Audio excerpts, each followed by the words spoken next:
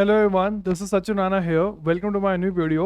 इस वीडियो के अंदर हम लोग करने वाले हैं haloform reaction and Kucherov's reaction. ठीक है, दोनों नेम्ड रिएक्शन है, तो आपको समझ आ ही रहा है कि इंपॉर्टेंस रखने वाले हैं। स्टार्ट करते हैं हेलोफॉर्म रिएक्शन के साथ। ठीक है, हेलोफॉर्म रिएक्शन बेसिकली एक टेस्ट भी होता है। सबसे पहले हेलोफॉर्म का मतलब क्या है, एक बार वो हम ढंग से समझ लेते हैं। ठीक है, तो अगर मैं बोलता हूं कि कोई भी कंपाउंड जहां पे CH हो, CH एक्स बोलने का अभिप्राय क्या है कि एक्स हो सकता है कोई भी halogen, like fluorine, chlorine, bromine and iodine. तो उस प्रकार के कंपाउंड को हम बोलते हैं हैलो फॉर्म। क्या बोलते हैं? Hello form. अब एक चीज समझना यहाँ पे, जैसे आपने सुना भी होगा मोस्ट कॉमनली, अगर मैं बोलता हूँ CHCl3, ठीक है, तो वो क्या हो जाता है? क्लोरोफॉर्म।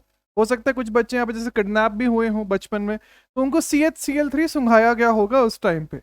अब एक चीज समझना कि जब मैं हैलोफॉर्म रिएक्शन करवा रहा हूं तो चारों बन सकते हैं, लेकिन जब मैं टेस्ट करवाऊंगा, मतलब लैब के अंदर जब हम लोग टेस्ट करवाते हैं, तब हम क्या प्रेफर करते हैं कि वहां पे कोई ना कोई कलर चेंज हो। तो टाइट्रेशन के टाइम पे भी हम इंडिकेटर्स डालते हैं एक्सेट्रा। तो वहां पे आपको समझना पड़ेगा कि अगर मैं क्लोरीन, क्लोरीन एवं ब्रोमीन लेता हूं, तो इन तीनों में जो हैलोफॉर्म बनता है वो होता है कलरलेस। क्या होता है? कलरलेस। लेकिन अगर मैं आयोडीन लेता हूं तो वहां पे हमारे पास कलर आता है। क्या कलर आता है वो अब हम डिस्कस करेंगे। इसलिए लेबोरेटरी के अंदर जब भी हम हेलोफॉर्म रिएक्शन करवाते हैं, हम प्रेफर करते हैं कि वो टेस्ट हो जाए आइडोफॉर्म के द्वारा। ठीक है, इसलिए जनरली हम इसको आइडोफॉर्म टेस्ट भी बोलते हैं, इंस्टेड ऑफ जस्ट सेइंग कि रिएक्शन लैब में हेलोफॉर्म हो रहा है, हम आइडोफॉर्म वाला प्रेफर करते हैं। ठीक है, मैकेनिज्म में कोई फर्क नहीं पड़ेगा, बस रियल लाइफ में, ठीक है, not from the examination point of view, लेकिन रियल लाइफ में ये चीज ज्यादा बेहतर रहती है, बिकॉज कलर चेंज ऑब्जर्व किया जाता है। As simple as that. ठीक है, तब हम सभी की यहाँ पे प्रॉपर्टीज देखेंगे। सबसे पहले लिख लीजिए आयोडोफॉर्म के बारे में। आयोडोफॉर्म, मैं आयोडोफॉर्म पे ही ज्यादा फोकस करूंगा। ठीक है, एंड बाकी तीन भी हम लिखेंगे, लेकिन वो हम लेक्चर के एंड में लिखेंगे, बिकॉज फिर हम डायरेक्टली मैकेनिज्म के ऊपर एंड फिर दनादन क्वेश्चंस के ऊपर चलना चाहेंगे, because that is more important and PYQs भी। ओके, तो नंबर वन, जो आयोडोफॉर्म होता है, अगर मैं आपको बोलूं कि इसका कलर गेस करने की कोशिश करिए, ठीक है, तो एक गेस वर्क क्या होता है कि आयोडीन जनरली येलो कलर की तरफ टेंड करता है ना हमेशा। जो भी आयोडीन वाले प्रोडक्ट्स होते हैं, वो सेम चीज यहाँ पे भी हो रही है। ठीक है, तो नंबर वन पॉइंट नोट्स में ऐड कर लीजिए कि CH3 is a crystalline solid, because mass ज्यादा है ना, is a crystalline solid, crystalline solid of yellow colour, of yellow colour. ठीक है, is a crystalline solid of yellow colour. Second point, ये मोस्ट कॉमन है, जो नीट वाले बच्चे अगर देख रहे हैं एंड साथ में जेई वालों में जब मरम पट्टी होती है ना, वो येलो येलो कलर दिखाई देता है, नहीं दिखाई देता है? Exactly exactly. देखिए second point, it is used as an it is used as an antiseptic. It is used as an antiseptic. आपको समझ आ रहा है हेलोफॉर्म रिएक्शन कितना इंपॉर्टेंट है रियल लाइफ के पॉइंट ऑफ व्यू से भी? बिकॉज CHI3 हम एंटीसेप्टिक का यूज कर रहे हैं, वेयर एज CHCl3 हम लोग एनेस्थेटिक की तरह यूज कर रहे हैं। समझ आ रहा है? नॉट एस्थेटिक्स, एनेस्थेटिक की तरह यूज कर रहे हैं। तो वही से आपको दिख रहा है कि रिएक्शन रियल लाइफ के पॉइंट ऑफ व्यू से भी बहुत इंपॉर्टेंट है। ठीक है, ओके, थर्ड पॉइंट लिखिए, जहां से आपको और भी चीजें क्लियर होंगी कि अगर मैं CHI3 लेता हूं एंड साथ में मैंने AgNO3 के साथ रिएक्ट करवा दिया, तो क्या हो जाएगा? क्या सोच रहे हो आप यहां से क्या होना चाहिए? ऑब्वियसली AgI का PPT बनना चाहिए।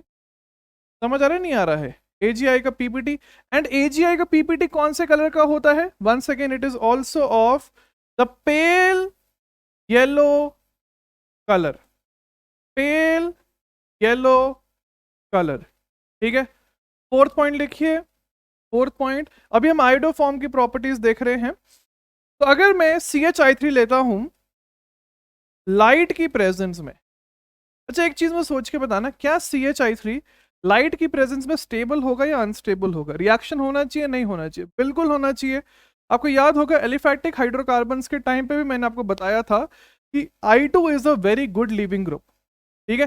तो वो अगर उसको मौका मिल रहा है लीव करने का सिस्टम से, तो वो लीव क्यों नहीं करेगा? तो यहां पे अगर हम लोग 2 मोल CH3 लेते हैं तो यहां से अपन के पास I2 एस्केप कर जाता है because it is a very good leaving group, and साथ में हमारे पास बन जाता है CH2 CH2। ठीक है, क्लियर है सभी को? अब आगे चलते हैं, लास्ट पॉइंट लिखिए इसके अंदर, 5th पॉइंट। अब देखना ध्यान से, अगर मैं आपसे पूछना चाहूं कि I2 का कलर क्या होता है, ठीक है, बचपन से पढ़ रहे हो ना, इट इज पर्पल और वॉयलेट।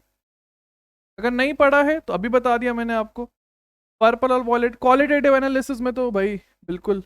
एंड CH3 जो हमारे पास है वो अभी मैंने आपको बताया था कि येलो कलर का होता है। तो आपको क्या समझ आ रहा है कि हमें कभी भी CH3 को, जैसे ये लैब के पॉइंट ऑफ व्यू से इंपॉर्टेंट है, अगर आप किसी बॉटल में रख रहे हो, लेट मी से मेरे पास एक ग्लास है, तो आप इसको सनलाइट की प्रेजेंस में नहीं रखना चाहोगे, डार्क एरिया में स्टोर करना चाहोगे लैब के अंदर। ऐसा क्यों हो रहा है? बिकॉज अगर आप इसको सनलाइट में स्टोर करते हो तो इसका कलर येलो से पर्पल या वॉयलेट बन जाता है। ठीक है, समझ आ रहा है नहीं आ रहा है? इसलिए आपने देखा भी, अगर आप लैब में गए हो तो ये डार्क डार्क बॉटल्स में स्टोर होता है ना, बड़ी बड़ी डार्क बॉटल्स में, यही रीजन होता है। ठीक है, तो वही पॉइंट अब लिख लीजिए जो मैंने आपको ओरली समझाया। The solution gradually darkens, the solution gradually darkens in the presence of light. The solution generally darkens in the presence of light. Presence of light. ठीक है, समझ आ गया? अब एक पेज आपको यहां पे छोड़ना है, इस पेज के ऊपर हम वापस आएंगे जहां पे हम लोग क्लोरोफॉर्म की प्रॉपर्टीज, ब्रोमोफॉर्म की प्रॉपर्टीज एंड फ्लोरोफॉर्म की प्रॉपर्टीज भी लिखेंगे। वो इंपॉर्टेंट नहीं है इसलिए मैं अभी नहीं लिखवा रहा हूँ, लेक्चर के एंड में हम उनको लिखेंगे, बिकॉज मैं डायरेक्टली मैकेनिज्म एंड क्वेश्चंस पे जाना चाहता हूँ जो ज्यादा इंपॉर्टेंट रोल यहाँ पे होल्ड करते हैं। ठीक है, तो मैकेनिज्म बताने से पहले आपको कुछ चीजें इनऑर्गेनिक से पता होनी चाहिए, बिकॉज ऑर्गेनिक में वो फंसाएंगे ऐसे, तो वो मैं अभी आपको बताने वाला हूं कि वो चीजें क्या है।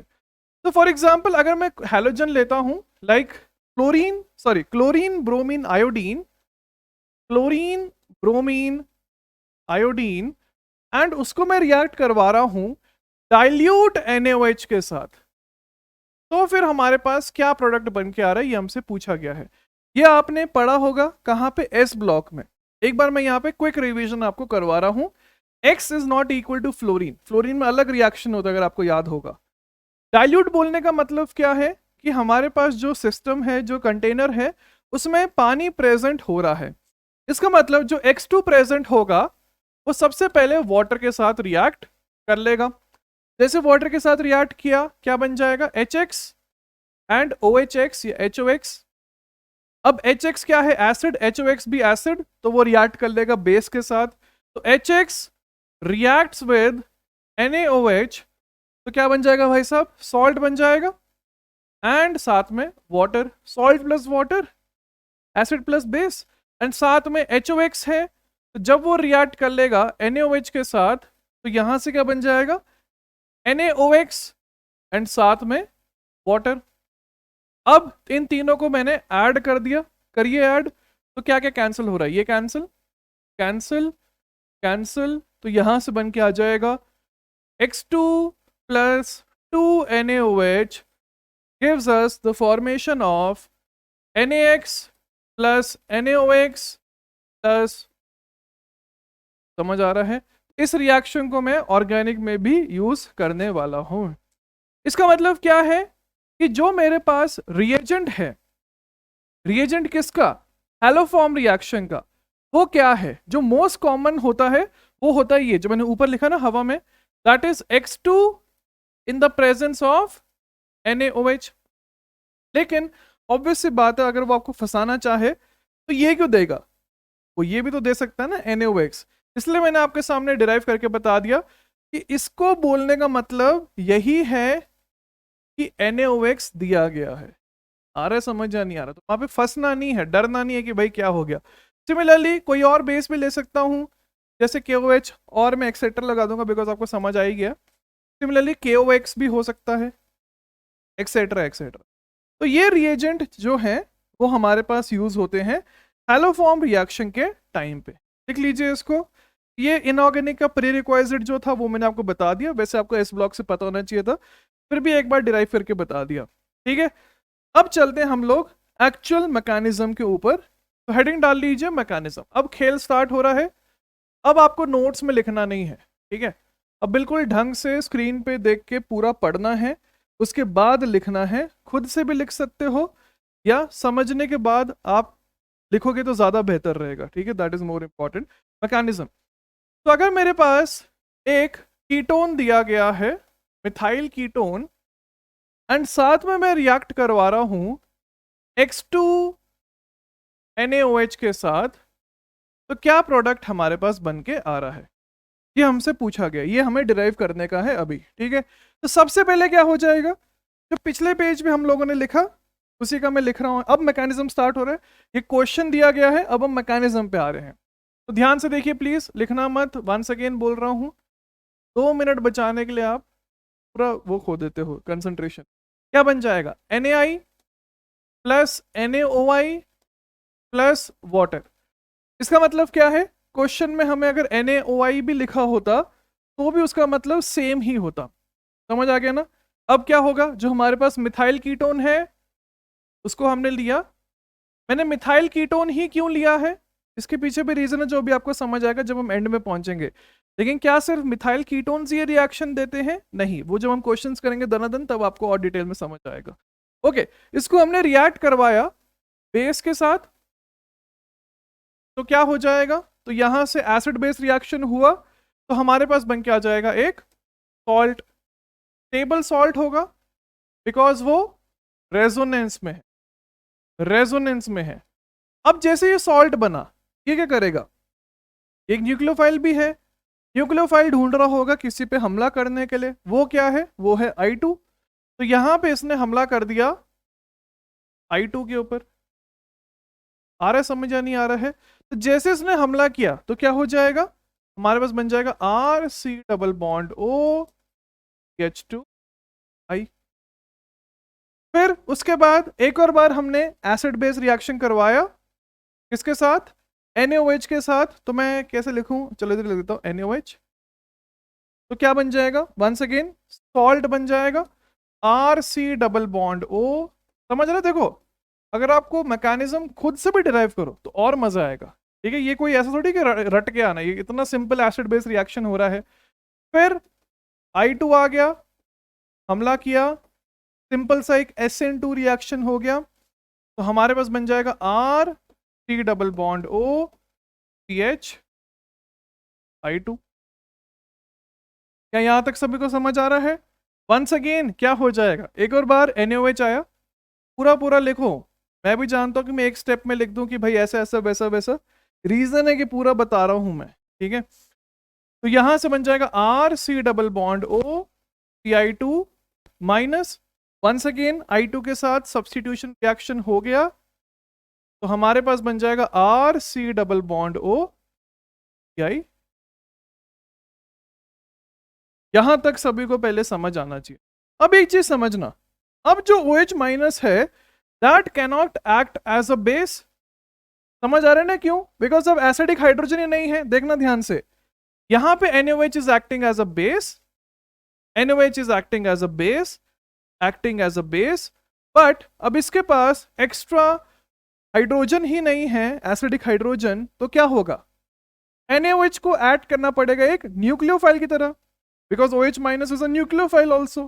तो यहां पे क्या होगा, NaOH आएगा और बोलेगा भाई मैं ही हमला कर देता हूं, तो उससे कुछ नहीं होने ऐसा। तो क्या बनेगा, यहां से बनेगा RCO minus CI3 and OH। अब मुझे एक चीज सोच के बताइए, क्या ये कंपाउंड एक स्टेबल कंपाउंड है या अनस्टेबल कंपाउंड है? समझ आ रहा है? ये भयंकर भयंकर अनस्टेबल है, अनस्टेबल इंटरमीडिएट। बहुत सारे रीजन है जो आपको दिख रहे होंगे। नंबर 1 रीजन क्या है? एक कार्बन के ऊपर 2 ऑक्सीजन, तो 2p2p लोन पेयर रिपल्शन। पिछले बहुत 2-3 लेक्चर से मैं आपको सेम चीज बता रहा हूं, तो ये अनस्टेबल एक रीजन। दूसरा रीजन क्या है? Ci3 एक लीविंग ग्रुप है ना। Ci3 क्या है? एक लीविंग ग्रुप, और जब भी लीविंग ग्रुप प्रेजेंट होगा वो लीव करना चाहेगा। आपको कैसे पता कि अच्छा लीविंग ग्रुप है? देखिए, देखना ध्यान से, लिखो मत, इसलिए बोल रहा हूं लिखो मत। इधर से इधर, इधर से इधर, जैसे इस लिविंग ग्रुप ने लीव किया, क्या हुआ? तो हमारे पास बन रहा है R3 double bond OH and साथ में Ci3 माइनस। अगर मैं Ci3 अगर ऐसे बना के दिखाऊं तो आपको दिख रहा है कितना भयंकर स्टेबल है। 3 आयोडीन्स इससे बिल्कुल साइड में खींच रहे हैं, जिसके द्वारा ये माइनस भयंकर तरीके से स्टेबलाइज हो रहा है। ठीक है, क्लियर है ना? अभी लिखना मत, टाइम दूंगा, मतलब पॉज करना आपको जब मैं बोलूंगा।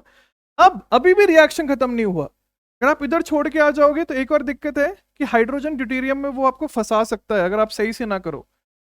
अभी एक और स्टेप है, यहां पे क्या हो जाएगा? आपको दिखाई दे रहा है एक base, literally a very good acid H+, literally carboxylic acid है। तो यहां पे हमारे पास हो जाएगा एसिड बेस रिएक्शन। बिकॉज सोचो ना, ये जो O- है वो ज्यादा स्टेबल होगा C- से, इसलिए यहां पे हो जाएगा एक एसिड बेस रिएक्शन, जिसके द्वारा जो फाइनल प्रोडक्ट बनेगा वो बनेगा एक कार्बोक्सिलेट सॉल्ट एंड साथ में CHI3 का येलो पीपीटी, साथ में CHI3 का येलो पीपीटी। तो ये इसका मैकेनिज्म है। तो सबसे पहले प्लीज मेक श्योर आप इसको लिख लीजिए। यहां पे आपको दिखाई दे रहा है ना, ये एसिड है एंड ये बेस है। अब आप पॉज करके लिख सकते, अब आप पॉज करके इसको बिल्कुल ढंग से लिख सकते हो। ठीक है, बिल्कुल ढंग से लिखिए, कोई भी दिक्कत नहीं होनी चाहिए किसी को। अब आगे चलते हैं।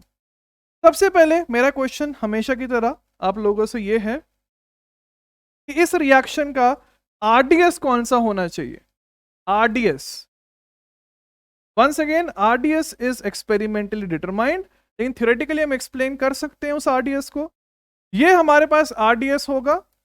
आपको समझ आ ही रहा है क्यों? बिकॉज लिटरली पहला इंटरमीडिएट हमारे पास बन रहा है which is a carbon ion, which is a carbon ion. ये समझ आ गया? आरडीएस ये है। कैसे आया? आया एक्सपेरिमेंटली, लेकिन लॉजिकली हम समझ सकते हैं कि क्यों वो आरडीएस बन रहा होगा। सेकेंड पॉइंट एंड भयंकर इंपॉर्टेंट पॉइंट जो मैं आपसे पूछना चाह रहा हूं, ढंग से बताना। मैंने बोला कि इस रिएक्शन का जो इक्विलिब्रियम कांस्टेंट है वो K1 है, इस रिएक्शन का K2 है, इस रिएक्शन का K3 है। ध्यान से देखिए, मतलब जो 3 एसिड बेस रिएक्शंस हो रहे हैं ना, उसका मैं रेट कांस्टेंट आपसे पूछना चाह रहा हूं। तो आपके हिसाब से कौन सा वाला सबसे ज्यादा होना चाहिए? कौन सा वाला सबसे ज्यादा होना चाहिए? ठीक है, K3 सबसे ज्यादा होगा। समझ आ रहा है क्यों? समझ आ रहा है क्यों? बिकॉज देखना क्या बन रहा है, कार्बन आयन बन रहा है, कार्बन आयन बन रहा है, कार्बन आयन बन रहा है। सबसे स्टेबल कार्बन आयन कौन सा होने वाला है? ये होगा ना। 2 आयोडीन खींच रहे हैं, यहाँ पे मेरे भाई 1 आयोडीन खींच रहा है, यहाँ पे कोई भी खींच ही नहीं रहा है एक्स्ट्रा में। इसलिए जो रेट बन के आ जाएगा that will be K3 more than K2 more than K1। ठीक है, तो अब इसको हम थ्योरी के अंदर भी लिखेंगे। तो नंबर 1 पॉइंट देखिए, नंबर 1 पॉइंट, रेट कंपैरिजन। आ रहा है? मजा नहीं आ रहा है? Rate comparison K3 more than K2 more than K1। ऐसा हमने पिछली बार कहां होते हुए देखा है? कहां देखा है? फ्रीडल क्राफ्ट एल्काइलेशन, याद है? हर एल्काइलेशन के साथ रेट बढ़ रहा था। तो लॉजिकली मुझे सोच के बताओ कि एक बार अगर मैंने ये रिएक्शन स्टार्ट कर दिया एक बार अगर मैंने हैलोफॉर्म रिएक्शन स्टार्ट कर दिया तो उसको रोकना बहुत मुश्किल है। आ रहा है समझ? बिकॉज मौका सिर्फ स्टार्टिंग में था, उसके बाद वो निकल गया हाथ से, और जैसे वो हाथ से निकल गया देखो स्पीड दन दन दन दन बढ़ते जा रही है।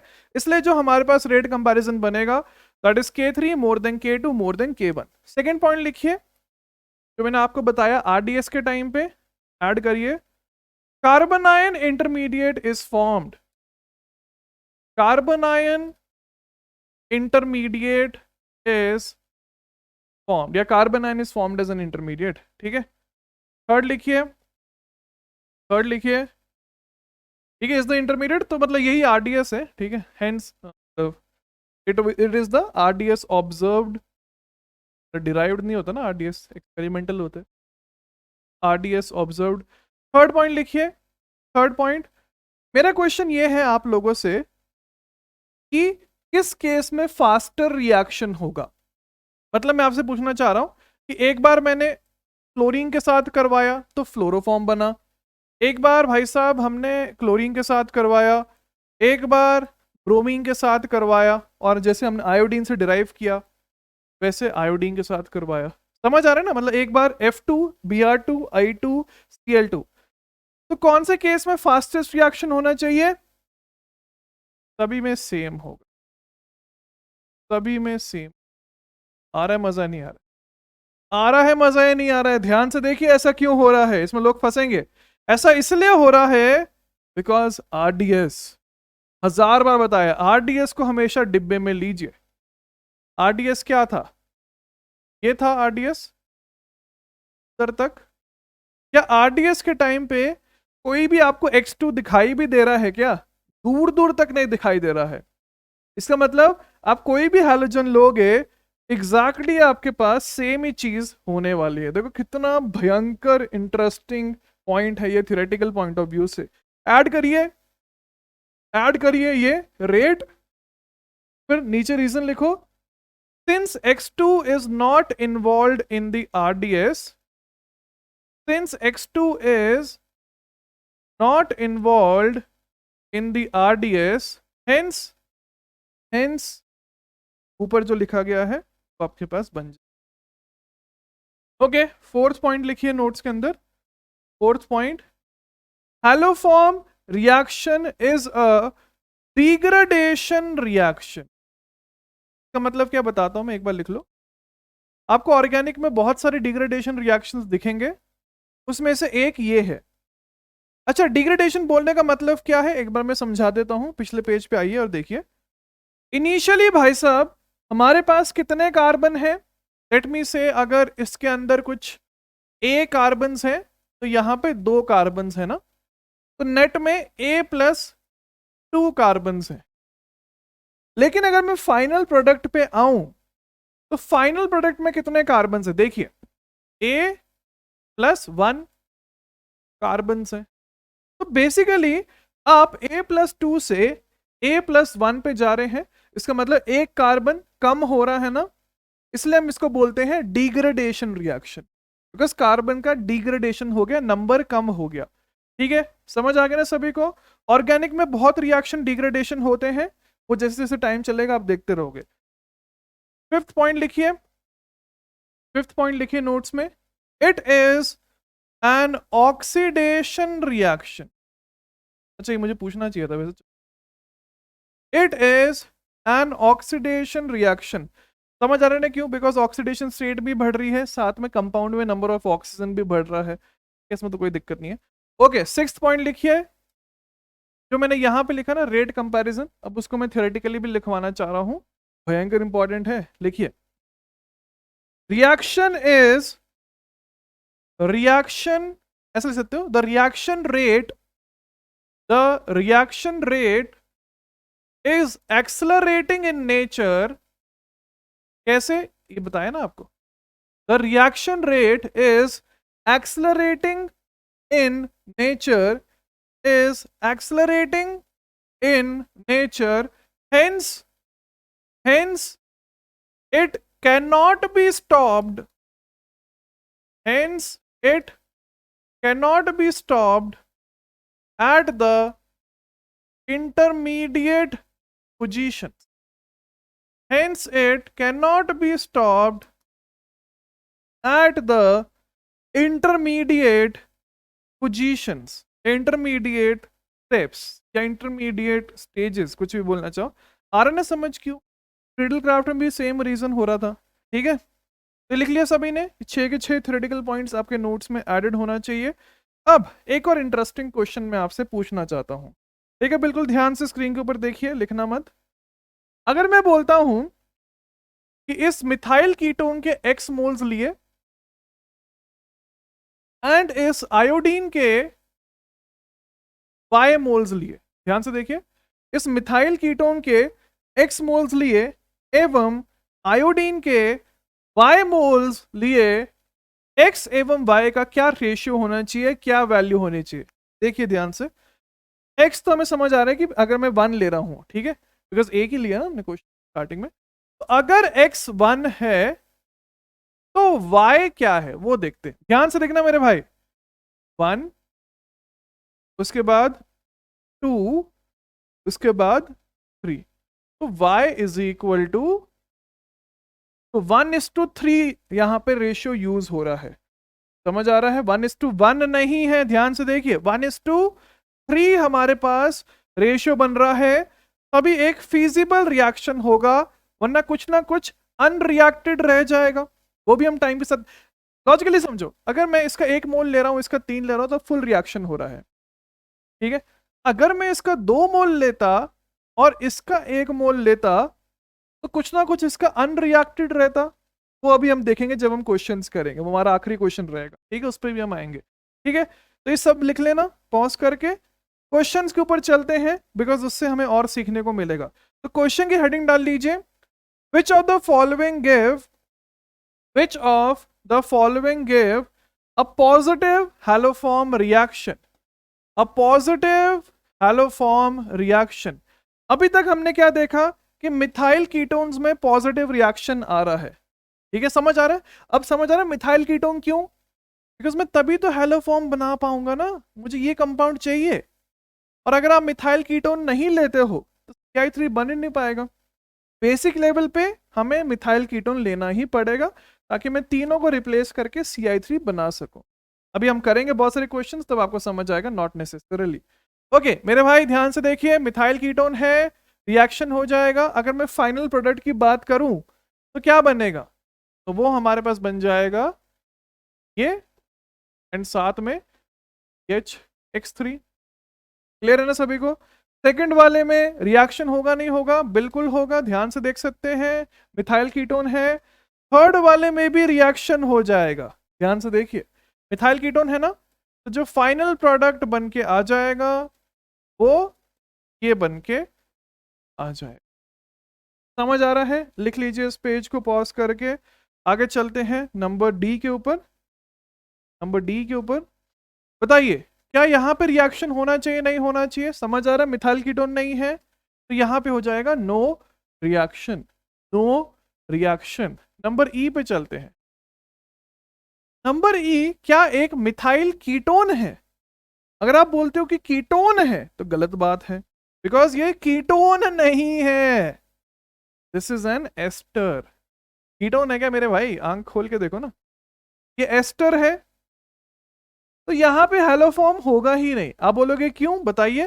बिकॉज OH- जैसे आया, एसिड बेस फिजिबल ही नहीं है, बिकॉज ये समझ आ रहा है, रिपल्शन होगा ना जब आप यहाँ पे माइनस बनाओगे, अगर माइनस बनाते हो तो काउंटर रेजोनेंस होगा। इसलिए जो OH- है that has to act as a base and एक SNAE मैकेनिज्म हो जाता है। SNAE आपको मैंने पढ़ाया रिएक्शन मैकेनिज्म के टाइम पे, वही हो रहा है। तो यहां से आपके पास बन जाता है पहले एसिड, फिर, अरे समझ, तो ये तो जरूर बन रहा है, ये क्वेश्चन नहीं है क्या हेलोफॉर्म बन रहा है नहीं बन रहा है, नहीं बन रहा, दूर दूर तक नहीं बन रहा है हेलोफॉर्म, नो रिएक्शन। आ रहा है समझ या नहीं आ रहा है? ओके नेक्स्ट नंबर एफ पे चलते हैं।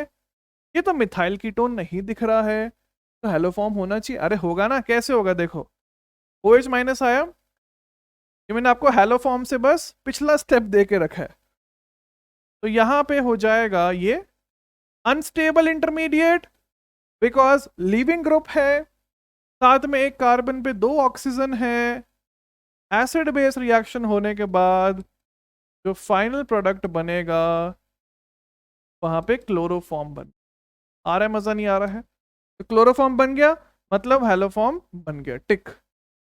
नेक्स्ट नंबर जी के ऊपर चलते हैं कि नंबर जी में होगा, पहली बात क्या ये मिथाइल कीटोन है? नहीं, ये एनहाइड्राइड है ना, एनहाइड्राइड है। तो यहाँ पे क्या हो जाएगा, यहाँ पे भी SNAE होने वाला है। आ रहा है ना समझ? SNAE करवा दोगे, एसिडिक हाइड्रोजन नहीं है उपलब्ध काउंटर रेजोनेंस के द्वारा, इस प्रकार से SNAE होके एसिड्स बन के आ जाएंगे। मजेदार मजेदार। तो यहाँ पे हो जाएगा फॉल। देखो आ रहा है मजा नहीं आ रहा है? दिखने में मिथाइल कीटोन्स हैं, फिर भी रिएक्शन नहीं हो रहा है, अभी तो खेल स्टार्ट हुआ है। आइए नंबर H के ऊपर आइए, नंबर H बताइए क्या यहाँ पे रिएक्शन होना चाहिए नहीं होना चाहिए? सबसे पहले आपकी बात मैं बिल्कुल मान रहा हूं कि यहाँ पे हो जाएगा एसिड बेस रिएक्शन, वो सही बात है। फिर उसके बाद क्या होगा, अब तो ये मिथाइल कीटोन है, कोई काउंटर रेजोनेंस एक्सेट्रा वैसी वाली सिचुएशन भी नहीं है, तो यहाँ पे हमारे पास हेलोफॉर्म हो जाएगा, जिसके द्वारा जो फाइनल बनेगा वो ये बनेगा, बनेगा नहीं बनेगा? एंड साथ में भाई साहब हमारे पास हेलोफॉर्म आ गया, हेलोफॉर्म यहां से बन जाएगा मिथाइल कीटोन के द्वारा। ठीक है, नेक्स्ट नंबर आई, ये तो एल्कोहल है। ये भाई एल्कोहल्स कहां से आने लग पड़े हमारे पास? तो मेरे भाई ध्यान से देखिए, ये एल्कोहल का ऑक्सीडेशन तो पॉसिबल है ना, एल्कोहल्स का ऑक्सीडेशन पॉसिबल है बिकॉज ये ऑक्सीडेशन रिएक्शन है, राइट? और जैसे मैं इसको ऑक्सीडाइज करूंगा, what is the meaning of oxidation? Oxidation means insertion of oxygen. Insertion of oxygen कहां होगा? जहां पे एल्कोहल होगा, ये जैसे CH है, तो मैंने यहां पे ऑक्सीजन इंसर्ट किया, स्टेप बाय स्टेप समझो, तो ये बनेगा एक कार्बन के ऊपर 2 OH, तो है अनस्टेबल, हटाइए तो यहां से बन जाएगा, वाह परफेक्ट परफेक्ट एसीटोन। तो बिल्कुल यहाँ पे एलोफॉर्म रिएक्शन हो जाएगा, मिथाइल कीटोन जहां से खेल स्टार्ट होता है वही बना। अच्छा मैं सेम चीज यहाँ पे करूं तो क्या होगा? अब यहाँ पे डाउट आएगा लोगों को, जैसे अगर मैं इसको ऑक्सीडाइज करता हूं तो क्या बनेगा? पहले यहाँ पे 2 हाइड्रोजन है ना, एक को किया तो हमारे पास ये बनेगा एंड ये दे देगा एल्डिहाइड, लेकिन eight the end of the day ये एल्डिहाइड तो है मिथाइल कीटोन। अब बोलोगे फर्दर ऑक्सीडेशन क्यों नहीं हो रहा है? मतलब इस प्रकार से हो रहा है ना, जब आप इसको करवाओगे हेलोफॉर्म लाइक X2NaOH, तो वही तो होगा ना मेरे भाई, उसी प्रोसेस को तो हेलोफॉर्म बोल रहे हैं, इस ऑक्सीडेशन प्रोसेस को। आ रहा है समझ या नहीं आ रहा है? बस तो हेलोफॉर्म बन गया, हमारा रिएक्शन यहाँ पे भी ट्रू है नंबर J में। नंबर K पे आइए, क्या मैं डायरेक्टली बना सकता हूं? तो यहाँ पे हमारे पास ये बनेगा, तो दूर दूर तक मिथाइल कीटोन का रिप्रेजेंटेशन नहीं है, यहाँ पे हो जाएगा नो हेलोफॉर्म रिएक्शन। ठीक है, पॉज करके लिख लीजिए। नंबर L पे आइए, नंबर L, इसका ऑक्सीडेशन पॉसिबल है इस एल्कोहल का, तो यहाँ पे क्या बन गया भाई साहब? ये बन गया मिथाइल कीटोन, हेंस रिएक्शन हो जाएगा ट्रू। प्रोडक्ट आप बना सकते हो ना खुद से। नंबर M पे आइए, बहुत सारे बना के अभी दिखाई दिए हैं, अभी और भी बनाएंगे जिससे आगे चलेंगे अच्छे क्वेश्चन। ओके नंबर M को करिए ट्राई। तो यहाँ पे आपके पास क्या बनेगा? ये तो अभी करवाया मैंने आपको, ठीक है, ये ऊपर वाला नंबर H वाला ऑक्सीडेशन करके हम नंबर H पे पहुंच जाएंगे, बिल्कुल ट्रू हो जाएगा। नंबर N पे चलते हैं। नंबर N में एक 3 डिग्री कार्बन है, मतलब 3 डिग्री एल्कोहल है, तो ये जो कार्बन है इसके पास तो हाइड्रोजन ही नहीं है ना, हाइड्रोजन ही नहीं है।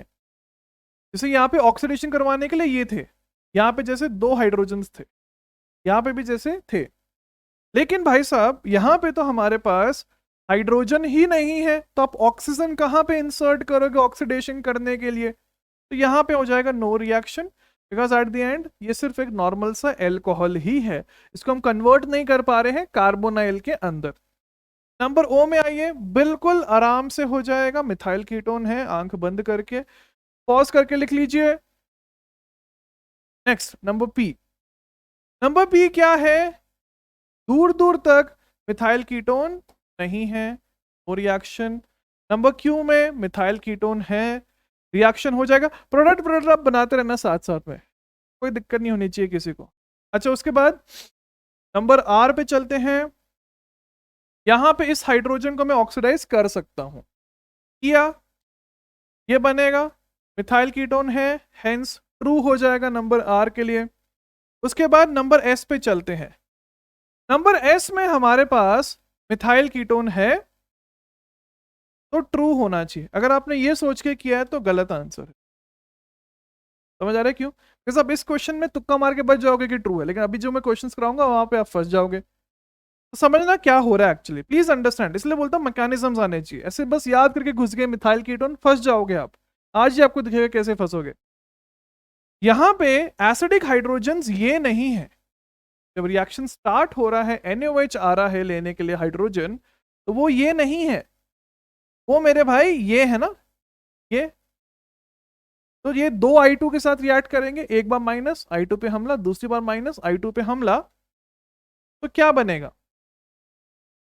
तो ये बनेगा, नहीं बनेगा? बिल्कुल बनेगा, क्यों नहीं बनेगा। अब हमारे पास एसिडिक हाइड्रोजन नहीं बचा है, तो क्या हो जाएगा? OH minus has to act as a nucleophile. निकालिए। तो यहां से आपके पास बनेगा माइनस डबल बॉन्ड O, साथ में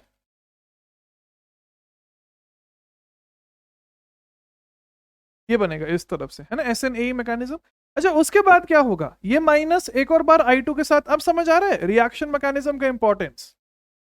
तो निकालिए। तो यहां से ये बन गया, नहीं बनेगा? एंड फिर उसके बाद आपको पता ही है OH माइनस आएगा, हमला करेगा, एंड CI3 माइनस बना, एसिड बेस हुआ HI3। तो यहां पे भी हमारे पास पॉजिटिव हैलोफॉर्म रिएक्शन या पॉजिटिव हैलोफॉर्म टेस्ट होने वाला है। आ रहा है समझ या नहीं आ रहा? कितना मजेदार है, कितना मजेदार। ठीक है, आगे चलते हैं। नंबर टी के ऊपर आइए। Number T, number you. अगर मैं नंबर टी की बात करता हूं, पहली बात, एसिडिक हाइड्रोजन कौन सी है? ये नहीं है। तो आपको समझ आ रहा है, हर जगह GOC है, ये होगा। उसके बाद फिर I2 के साथ रिएक्शन हुआ, माइनस बन के, वो सब जो फॉर्मेलिटीज हैं मेरे हिसाब से अब करने की जरूरत नहीं होनी चाहिए, लेकिन चलो ये बनेगा। अब जो OH माइनस आया वो किसके ऊपर हमला करेगा? अब दो ऑप्शन है। अब देखो GOC वापस काम, एक sp2 बॉन्ड है और एक sp बॉन्ड है। किसके ऊपर हमला करना आसान होगा एक न्यूक्लियोफाइल के लिए? CN के ऊपर ना, बिकॉज वहां पे जो क्राउडिंग है वो कम है, ऊपर से sp है, sp है, इसलिए वहां पे मोर इलेक्ट्रोनेगेटिव, हेंस इसके ऊपर हमला हो जाएगा। ये भी कार्बोनाइल की तरह ही बिहेव कर रहा है। कैसे? डेल्टा प्लस इसके ऊपर है, डेल्टा माइनस इसके ऊपर है ना, रेजोनेंस के टाइम पे। यहां से क्या बनेगा? चलो स्टेप बाय स्टेप बता दे। यहां पे बन के आ जाएगा ये, एंड फिर ये इधर से इधर, बिकॉज अनस्टेबल है, लीविंग ग्रुप प्रेजेंट है, तो लीविंग ग्रुप बिल्कुल लीव करना चाहेगा अनस्टेबल इंटरमीडिएट से। तो ये बन गया। फिर समझ आ रहा है ना? उसके बाद आप कर सकते हो, I2 आया, एसिड बेस हुआ, निकाला हमने OH माइनस के साथ एक्सेट्रा, तो यहां से बन के आ जाएगा C। मजेदार। Not due to the methyl ketone, this is not due to the methyl ketone. अच्छा, यहां पे क्या, यहां पे भी सेम चीज नहीं हो जाएगी? जैसे NO2 है, NO2 भी एक कार्बोनाइल की तरह बिहेव करेगा। कैसे? बनाओ एक बार स्ट्रक्चर, ये है ना, ऑक्सीजन के ऊपर डेल्टा माइनस, एन के ऊपर डेल्टा प्लस, वैसे यहाँ पे तो प्लस प्रॉपरली भी दिख रहा है, सेम चीज जो यहाँ पे फॉलो की यहाँ पे भी हो जाएगी, हेंस ट्रू हो जाएगा। Not due to the methyl ketone, advance फंसा सकता है, this reaction is not due to the methyl ketone, वरना यहां से हम ऐसे करके ट्रू मारते, इसकी वजह से ट्रू नहीं हो रहा है, मैकेनिज्म की वजह से ट्रू हो रहा है। समझ आ रहा है कितना इंटरेस्टिंग पॉइंट है ये। ओके यहाँ पे भी सेम चीज हो जाएगी, I2 OH माइनस आया, हमला किया। आप बोलोगे भाई इस कार्बोनिल पे हमला क्यों हुआ, इधर क्यों नहीं हुआ? मेरे भाई ये कौन सा इफेक्ट दिखा रहा है, माइनस आई, कार्बोनिल के ऊपर ये दिखा रहा है प्लस आई, आ रहा है समझ? तो कौन सा इलेक्ट्रॉन डेफिशिएंट करेगा, ये करेगा। न्यूक्लियोफाइल कहाँ जाना चाहेगा, जो चीज़ ज़्यादा इलेक्ट्रॉन डेफिशिएंट होगी, जैसे हमने SNAE के टाइम पे देखा, जैसे हमने SN2 के टाइम पे देखा था, वही सेम चीज़। तो यहाँ पे भी आपके पास CHI3 बन के आ जाएगा, ठीक है, नंबर बी में। लिख लीजिए पॉज करके, लिख लीजिए पॉज करके, दिमाग बिल्ड हो रहा होगा सभी का, मज़ा आ रहा होगा, दिमाग खुल रहा होगा। नंबर W, नंबर X एवं नंबर Y, ट्राई करिए इन 3 क्वेश्चंस को, W, X एंड Y को। अब यहां पे एसिडिक हाइड्रोजन ही नहीं है, ये समझ आ रहा है ना क्यों? बिकॉज जैसे आप माइनस बनाओगे, ऐसे क्वेश्चन अभी करवाए आज ही, तो काउंटर रेजोनेंस होगा, इधर से भी होगा, इधर से भी होगा, दोनों तरफ से काउंटर होगा। This is not a good acidic hydrogen. यहां पे जो OH माइनस है वो आएगा और सीधा हमला कर देगा, कौन से मैकेनिज्म के द्वारा, एस, 2 बार हो जाए, एक इस तरफ एक इस तरफ, एसिडिक है ही नहीं हमारे पास जो हमें चाहिए, तो हेंस यहाँ पे हैलोफॉर्म बना ही नहीं। दिमाग खुल रहा है सभी का। इधर देखिए नंबर एक्स में, नंबर एक्स में आपके पास OH माइनस आया, सेम SNA 2 बार, हैलोफॉर्म बना ही नहीं, hence no reaction. Number Y में आते हैं, ये दोनों मिथाइल है, ठीक है, क्या नंबर वाई में एसिडिक हाइड्रोजन है? यस, है ना, ये देखो same on the left hand side है, तो यहां पे मिथाइल कीटोन हम लोग कंसीडर कर सकते हैं। अच्छा अब ऑब्वियसली डाउट आ रहा होगा भाई कैसे, अब मत मानो कि मिथाइल कीटोन देता है, आप मैकेनिज्म से जाओ, OH माइनस आया, I2 में 3 बार करवा सकता हूं अब डायरेक्टली एक बार, ठीक है, तो यहां से क्या बनेगा, यहां से आपको दिखना चाहिए डायरेक्टली मिथाइल कीटोन, लेकिन फिर भी मैं सॉल्व कर रहा हूं, ये बनेगा नहीं बनेगा, बिल्कुल बनेगा। फिर OH माइनस आएगा, हमला करेगा, हमारे पास स्टेबल लीविंग ग्रुप है, एसिड बेस हो जाएगा, एक्सेट्रा एक्सेट्रा, तो यहां से बन जाएगा। आ रहा है मजा, नहीं आ रहा? यहाँ पे हमारे पास एक पॉजिटिव हैलोफॉर्म रिएक्शन या पॉजिटिव हैलोफॉर्म टेस्ट हो जाएगा, ठीक है, पॉज करके लिख लीजिए, आगे चलते हैं। नंबर Z, हाँ अब देखो, अगर आप मिथाइल कीटोन से सॉल्व कर रहे थे इन क्वेश्चंस को, तो फिर आप फंस जाओगे हमारे Z में। अब देखना ध्यान से, तो यहां पे क्या होगा, एसिडिक हाइड्रोजन है, बिल्कुल है, ये बन जाएगा। आ रहे मजा, मैं बोलता हूं, मैं बोलता हूं, दिमाग लगाओगे यही फोड़ दोगे, ये बना, एंड साथ में बेंजोइक एसिड बन रहा है, फिर I2 आया वापस, यहां पे ये बन गया, फिर OH माइनस आया, आगे समझ, यहां से हमारे पास CH, मेरे भाई यहां पे तो मिथाइल कीटोन है ही नहीं, तो फिर कैसे रिएक्शन हो? तो बोलता हूं मैकेनिज्म से आप मिथाइल, इसलिए मैंने लिखवाया तक नहीं आपको कि मिथाइल कीटोन देते हैं, ये लिखवाया तक नहीं है। तो यहां पे भी हमारे पास पॉजिटिव हैलोफॉर्म रिएक्शन आ जाएगा। अच्छा नंबर Z1 में चले, नंबर Z1 आपको दिखाई दे रहा है ना, चारों में से कोई भी ले लो या चारों के चारों ही ले लो, हर जगह रिएक्शन हो जाएगा हैलोफॉर्म वाला, एंड जो फाइनल प्रोडक्ट बनेगा वो ये बन जाएगा। अगर मैं पूरा करवा रहा हूँ रिएक्शन, इस प्रकार से 4 कार्बोक्सिलेट सॉल्ट्स एक मॉलिक्यूल पे प्रेजेंट हो जाएंगे। तो की बात है कि हैलोफॉर्म बन रहा है। ओके, नंबर Z2 पे आइए। Z2 में वंस अगेन एल्कोहल है, लेकिन हमें समझ आ रहा है कि ऑक्सीडेशन बिल्कुल पॉसिबल है। जैसे मैंने ऑक्सीडेशन करवा दिया, ये बन गया। ये तो हमने आज ही प्रूव किया है। पॉजिटिव हैलोफॉर्म टेस्ट देने वाला है Z2। ठीक है, पॉज करके लिख लेना। Z3 एवं Z4 करिए ट्राई। Z3 एवं Z4 करिए ट्राई। ओके, सबसे पहले Z3 को डिस्कस कर लेते हैं। यहां पे अगर मैं करवा रहा हूं एसिड बेस रिएक्शन तो क्या होगा, तो यहां पे आपके पास C- जरूर बन जाएगा, C- जरूर बन जाएगा। लेकिन दिक्कत क्या है कि वो C- आयोडीन के ऊपर हमला नहीं कर पाएगा, या फॉर एग्जाम्पल कर भी देता है। चलो यहां तक भी मान लेता हूं कि फॉर एग्जाम्पल हो भी गया, तो यहां तक तो आप पहुंच जाओगे। लेकिन जो इसके बाद जो कार्बोनाइल्स हैं वो है भयंकर क्राउडेड। कार्बोनाइल्स के पास लिटरली प्रेजेंट है मिथाइल मिथाइल। मिथाइल्स आर, याद है ना SIR, भयंकर बल्कि ग्रुप्स होते हैं, एल्काइल ग्रुप्स। तो यहां पे जो OH- है वो ही नहीं घुस पा रहा है, एंड सिंस वो ही नहीं अटैक कर पा रहा है तो वो फर्दर हैलोफॉर्म नहीं बना पाएगा।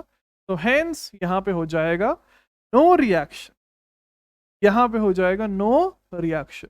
अगले वाले में चलते हैं। अगले वाले में जो CH2 है तो आप कन्वर्ट कर दोगे भाई Ci2 में, कोई दिक्कत नहीं है। क्या अब OH- आ पाएगा, नहीं आ पाएगा? बिल्कुल आ पाएगा ना, अब तो आपको दिख ही रहा है, बिकॉज अब क्राउडिंग नहीं है ना। sp2 की क्या क्राउडिंग होती है, ऊपर मिथाइल थे,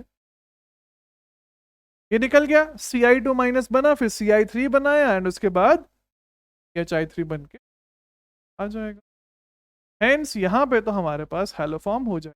अब किसी को डाउट हो रहा होगा भाई साहब इस कार्बोनाइल पे भी तो ये प्रेजेंट है, तो वहां पे क्राउडिंग क्यों नहीं है? अरे भाई राइट हैंड साइड तो पूरी खाली पड़ी है ना, यहाँ पे तो लेफ्ट हैंड साइड भी भरी है, राइट हैंड साइड भी भरी है। समझ आ रहा है, नहीं आ रहा है? ठीक है, तो लिख लीजिए भाई पॉज करके। फॉर एग्जाम्पल आपके घर का मेन गेट बंद है लेकिन बैक गेट खुला है, तो बैक गेट से अंदर आ सकता है। Okay, Z5 Z6 Z7 try करिए।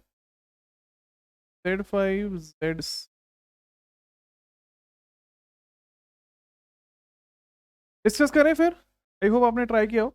अगर मैं Z5 की बात करता हूं तो आप सेम चीज Ci2 बन जाएगा, लेकिन वंस अगेन क्राउडिंग नहीं हो पाएगा, हमला क्राउडिंग नहीं हो, हेंस नो रिएक्शन। अगर मैं Z6 पे आता हूं तो यहां क्या होगा वो समझ। मिथाइल कीटोन तो है, तो ना समझ लोग होंगे जिन्होंने मैकेनिज्म नहीं पढ़ा, जो रट के आए मिथाइल कीटोन वो ट्रू मार देंगे, लेकिन एक्चुअल आंसर है फॉल्स। अब बोलोगे क्यों, समझाइए। मेरे भाई एसिडिक हाइड्रोजन ये नहीं है, ये भी नहीं है, ये है। समझ आ रहा है? तो ये एसिडिक हाइड्रोजन है, तो जब N- बन जाएगा वो कौन सा हैलोफॉर्म देगा, वो तो Ni देकर चुपचाप बैठ जाएगा, खेल वहीं पे खत्म हो गया। तो हेंस यहाँ पे भी नो रिएक्शन हो जाएगा। या आप इसको दूसरे तरीके से भी समझ सकते हो कि ये एक लीविंग ग्रुप भी है N-, जो OH- है उसने यहाँ पे इस प्रकार से SNA करवा दिया। ये दूसरा फंडा हो गया जिससे आप समझ।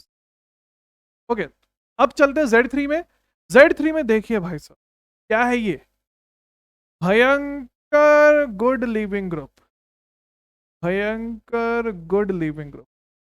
ये मैंने आपको लिविंग ग्रुप के टाइम पे बताया था SN2 रिएक्शन वाले में। क्यों लिविंग ग्रुप अच्छा है? अरे भाई वो बना के, अब देखो कीटोन, अभी भी आपने मिथाइल कीटोन देखा तो आप बोलोगे अरे भाई ट्रू होना चाहिए, फिर भी फॉल्स है, नो रिएक्शन। तो बोलते रटो मत। ओके, होगा क्या वो समझ लेते हैं। OH- आया, नॉर्मल सा SNA हो गया, लिविंग ग्रुप हट गया, तो हेंस यहाँ पे नो रिएक्शन हो गया। ठीक है, पॉज करके लिख लीजिए। Z8 Z9 Z10 पे आइए। ओके, ट्राई करना है इसको। पॉज करके ट्राई करिए इन 3 क्वेश्चंस को। Z8 में रिएक्शन हो जाएगा ना, क्यों? बिकॉज जैसे आप इसको ऑक्सीडाइज करोगे मिथाइल कीटोन बन गया, रिएक्शन हो गया, मिथाइल कीटोन बन गया, रिएक्शन हो गया, मिथाइल कीटोन बन गया, रिएक्शन हो गया। आंख बंद करके 3 सही होने चाहिए। मैंने जानबूझ के इतना लेट डाले ताकि आपको सोचो कुछ ना कुछ नया होना चाहिए था, लेकिन नहीं हो रहा है। Okay, Z10, Z11, Z12, Z10 try करिए। Z10 में समझ आ रहा है एसिडिक हाइड्रोजन ये है, फिर OH माइनस आया। अब देखो मिथाइल कीटोन नहीं है तो लगेगा कि फॉल्स है, लेकिन तीनों के तीनों ट्रू होंगे, तीनों के तीनों ट्रू होंगे। ओके, तो इधर से इधर, इधर से इधर, इधर से इधर, लेकिन चल जाइए Ci2 माइनस एंड साथ में एसिड। अब ये Ci2 माइनस बना, फर्दर रिएक्शन के बाद Ci3 बनेगा, फिर एसिड बेस एवं वो सब होने के बाद जो फाइनल प्रोडक्ट बनेगा ये हैलो फॉर्म। आगे समझ या नहीं आया? ठीक है, Z11 में भी सेम हो जाएगा जैसे ऊपर हो रहा है, Z12 में भी सेम। दिखने में हैलो फॉर्म वाले मिथाइल कीटोन्स नहीं लग रहे हैं, लेकिन तीनों में हमारे पास ट्रू आंसर आ रहा है। ठीक है, तो इसलिए बोल रहा हूँ रट्टा मत मारो, रट्टा मारोगे तो अच्छे क्वेश्चन में निपट जाओगे। आगे चलते हैं, Z13, Z14, Z15। ये कैसा क्वेश्चन, क्या हो रहा है? तो सबसे पहले Z15 बता दो। Z15 में तो समझ आ ही रहा है कि यहाँ पे तो पॉसिबल नहीं है, बिकॉज SNA ही हो जाएगा। 1000 बार मैंने आपको आज फंसा दिया इसमें, अब नहीं फंसा। Z13 एवं Z14 देखते, दोनों में आने वाला है ट्रू एंड ट्रू। अब बोलोगे कैसे? अब देखो, अभी तो दूर दूर तक मिथाइल कीटोन नहीं है, कीटोन तक भी नहीं है, फिर क्या हो रहा है? इसलिए बोलता हूं मैकेनिज्म। अगर मैं बात करता हूं CH3NO2 के बारे में, पहली बात, क्या आपको ये समझ आ रहा है कि जब मैं इसको रिएक्ट करवा रहा हूं OH माइनस के साथ, CH2 माइनस बनेगा, फिर I लग गया, सिमिलरली मैंने 3 बार करवा दिया, तो Ci3NO2 बन जाएगा, फिर OH माइनस आया। अब ये जो नाइट्रोजन N है वो भी तो हमारे पास कार्बोनिल की तरह बिहेव कर रहा है ना, यहां पे आपके पास हो जाएगा ऐसे। फाइनली एसिड बेस के बाद मजेदार ना, मजेदार। ठीक है, Z15 तक हो गया, सेम चीज Z14 में हो जाएगी जो Z13 में हो रही है। समझ आ रहा है? तो इतना इंटरेस्टिंग है ये चीज। ओके, नेक्स्ट Z16 पे चलते हैं एवं Z। अगर मैं Z16 की बात करूं तो क्या यहाँ पे हैलोफॉर्म रिएक्शन होगा? यस, यहाँ पे ट्रू आएगा। क्यों? पहले देखते हैं, एसिडिक हाइड्रोजन कौन सी है? ये है सर, तो उपलब्धि नहीं है तो सोचना ही नहीं है। और जैसे वो एसिडिक हाइड्रोजन है, माइनस बना, I2 के ऊपर हमला किया तो I लगा, दूसरे माइनस पे किया, माइनस नहीं किया तो ये बना, फिर हमारे पास OH माइनस आया, हमला हुआ, इधर से इधर, इधर से इधर, इसको लेके निकला आगे। अब तो आगे ना समझ? तो इस तरफ क्या बन रहा है? नीचे की तरफ यहाँ पे बन रहा है Ci2 माइनस, ये नीचे वाला बना रहा हूं मैं बस, एंड ऊपर तो आपके पास एसिड बन गया, फर्दर I2 के साथ रिएक्शन Ci3 ये बना, एंड फिर तो आपको समझ आएगा ना, OH माइनस आएगा,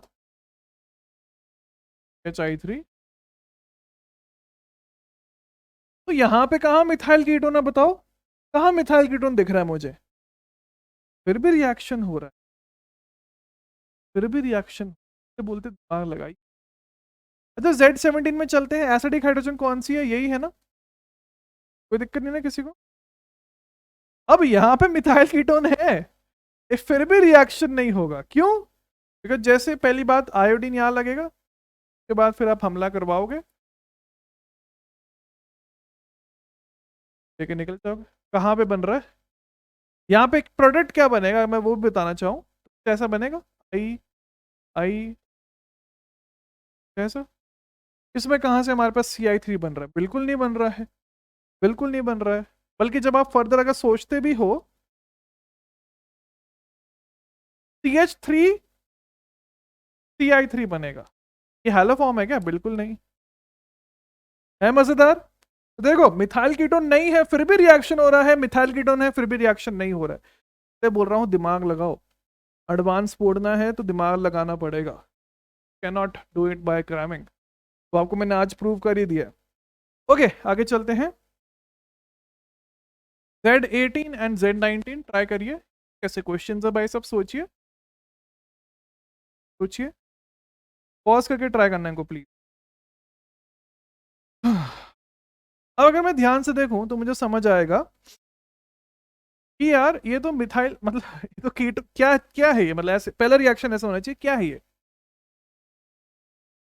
फिर आप सोचना स्टार्ट करोगे, फिर आपको समझ आएगा अरे भाई ये क्या है, ये टॉटोमर है, इसका एक कीटो का, कीटो इनॉल टॉटोमेरिज्म के द्वारा ये मॉलिक्यूल हमारे पास बनेगा। आ रहा है समझ या नहीं आ रहा है?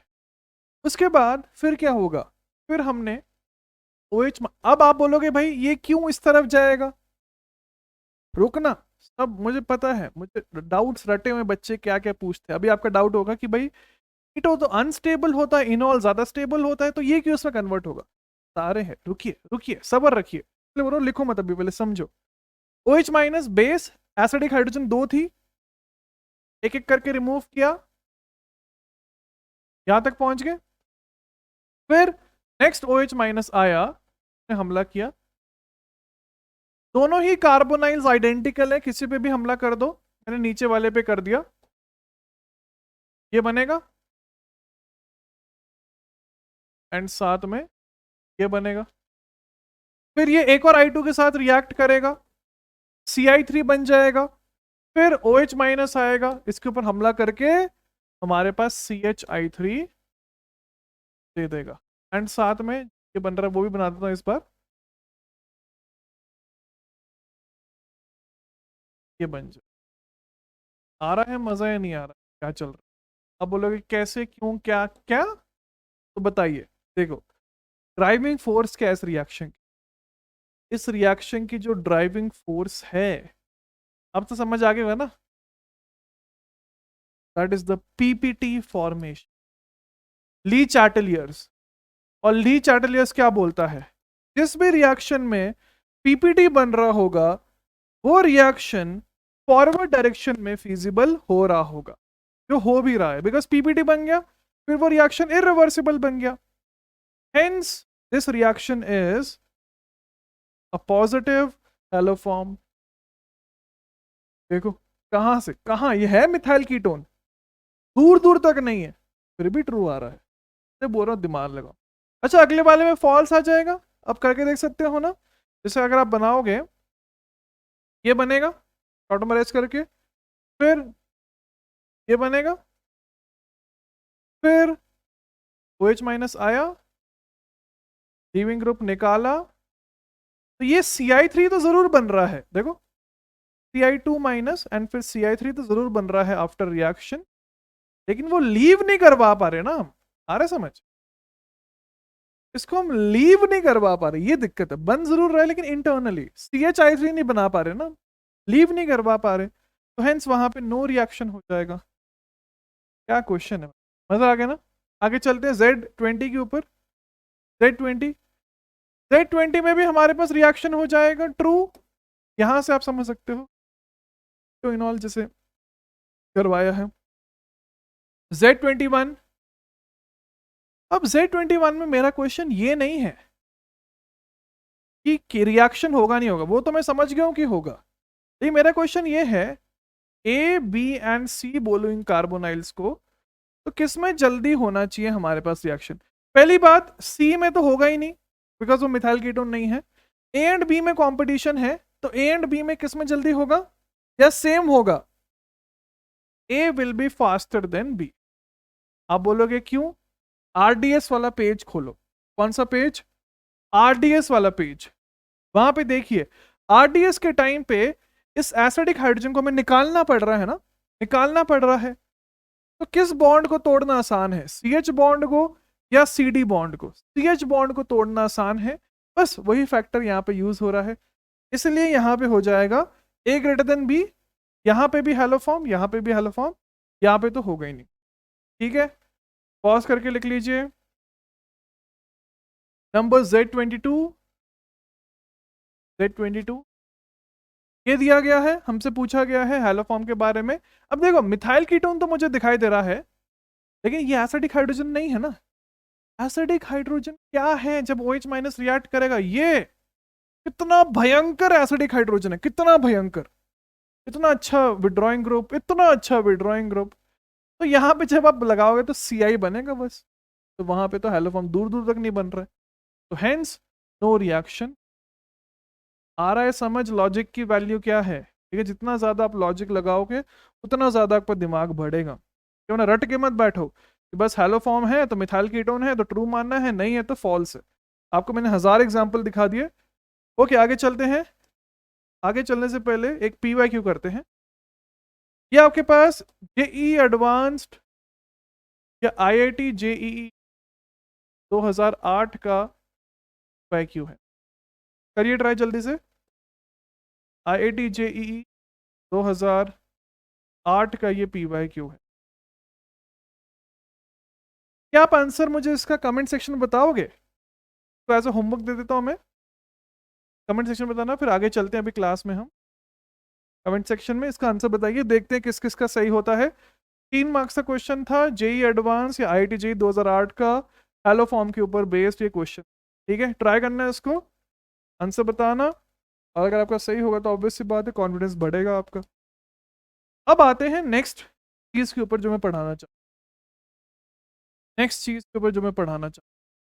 ठीक है, ओके, आपने फिजिकल में कंसेप्ट पढ़ा होगा, दैट इज लिमिटिंग रिएजेंट। पढ़ा ही नहीं पढ़ा है?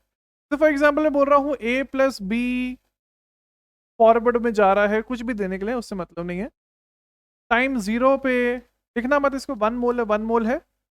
टाइम T पे कैसे ढूंढते थे हम? 1 - x 1 - x, assuming 100% dissociation, by default हम वही मानते हैं। x का वैल्यू कितना होना चाहिए? 1, ये कितना हो जाएगा? 0। तो यहाँ पे तो प्रैक्टिकली लिमिटिंग रिएजेंट का कोई कंसेप्ट ही अप्लाई नहीं हुआ, बिकॉज दोनों ही हमारे पास वैसे बैठे हैं। बट फॉर एग्जाम्पल अगर मैं ये रिएक्शन लेता हूँ, ध्यान से देखना मेरे भाई, ध्यान से लिखना मत इसको, वैसे सब पता होना चाहिए, अभी तो फिजिकल का मूल कंसेप्ट का है ये। अगर मैं बोलता हूँ टाइम T = 0 पे 1 है, ये 2 मोल्स हैं, तो T = T पे कितना हो जाएगा? 1 - x - 2x, 2x लगेगा। अब मैं पूछ रहा हूं आपसे कि यहां पे लिमिटिंग रिएजेंट कौन सा होगा? ठीक है, अज्यूमिंग 100% डिसोसिएट। तो ध्यान से देखना, तो इसको लिमिट कराना है तो ये हो जाएगा। अगर मैं इसको लिमिट कराता हूं ये हो जाएगा। तो लॉजिकली यहां पे भी कोई लिमिटिंग रिएजेंट नहीं हुआ, एक 100% रिएक्शन हो। पहले मैं आपके दिमाग में ये घुसा रहा हूं, जरूरी नहीं कि हर रिएक्शन में लिमिटिंग रिएजेंट हो, ठीक है, वो भी गलतफहमी रिमूव कर देना। लेकिन अगर फॉर एग्जाम्पल मैं ये लेता हूं, फॉर एग्जाम्पल मेरे भाई मैंने ये लिया, मैंने बोला 2 मोल 1 मोल, इनिशियली दिया गया डाटा, टाइम T पे 2 - x 1 - 2। तो अगर मैं लिमिटिंग रिएजेंट लगाऊं तो यहां से x कितना होना चाहिए? 2 होना चाहिए, एंड यहां से x कितना होना चाहिए? 1/2 होना चाहिए। ये तो अलग अलग आ रही है, यहां पे सेम आ गई, सेम आ गई, यहां पे तो अलग अलग आ रही है। तो कौन सी वैल्यू सही होनी चाहिए, अब वो सोचना होता। क्या x 2 हो सकता है? 1 - 2 × 2 that is equal to -3। -3 moles होते हैं क्या? बिल्कुल नहीं। इसका मतलब हम छोटी वाली वैल्यू को लिमिटिंग रिएजेंट ले लेते हैं ना, जैसे बताया जाता है। आ रहा है समझ या नहीं आ रहा है? ठीक है, तो यहां पे 2 - 1/2 1 - ये 0, और जैसे 0 बन गया तो इसको हम बोलते थे लिमिटिंग रिएजेंट। क्या बोलते थे? Limiting reagent. तो क्वेश्चन समझ आ रहा है, फील समझ आ रहा है मैं क्या बोलना चाह रहा हूं? मैं ये बोलना चाह रहा हूं कि जब तक जितना चाहिए उतना दिया है तो पूरा रिएक्शन होगा, पूरा रिएक्शन होगा। लेकिन जब हमें जितना चाहिए उतना ना दिया जाए तो पूरा रिएक्शन नहीं होगा, कुछ ना कुछ बच जाएगा, कुछ ना कुछ बच जाएगा। जैसे यहाँ पे बच रहा है, समझ आ रहा है, बच रहा है ना, बच रहा है ये। इसका मतलब क्या है? इसका मतलब ये है कि अब मैं सेम कॉन्सेप्ट हेलो फॉर्म पे लगाना चाहूँ। कैसे, अब वो समझते हैं। आइए क्वेश्चन के द्वारा, लिखना मत, समझ लो प्लीज, अंडरस्टैंड दिस, लिखना मत। वैसे बहुत सिंपल है, फिजिकल का पार्ट है। मैंने बोला कि मुझे एक परफेक्ट हेलो फॉर्म कराना है, ये कितना होना चाहिए? अगर ये 1 मोल है तो ये Br2NaOH होना चाहिए 3 मोल। कैसे? एक्स एंड वाई बताया था क्लास के स्टार्टिंग में डिराइव करके। समझ आ रहे? सेम चीज क्या आप यहां पे भी समझ पा रहे हो? यहां पे भी 3 चाहिए, गलती से भी 2 मत बोलना, ठीक है? अगर ये 1 है, 3 चाहिए यहां पे भी Br3 बनाने के लिए। क्लियर है? अब जो मेरा क्वेश्चन, अब फिजिकल प्लस ऑर्गेनिक हम मिक्स करेंगे। इनऑर्गेनिक वाला मिक्स कर चुके हैं, फिजिकल प्लस ऑर्गेनिक। मैंने बोला मेरे भाई ये 1 मोल है, लेकिन जो Br2NaOH है वो भी 1 मोल है। ध्यान से देखिए प्लीज, 1 मोल है एंड Br2 भी 1 मोल है, मतलब हैलोजन भी 1 मोल है। तो क्या होगा? तो क्या होगा? अब समझे इसको, हम ध्यान से समझे।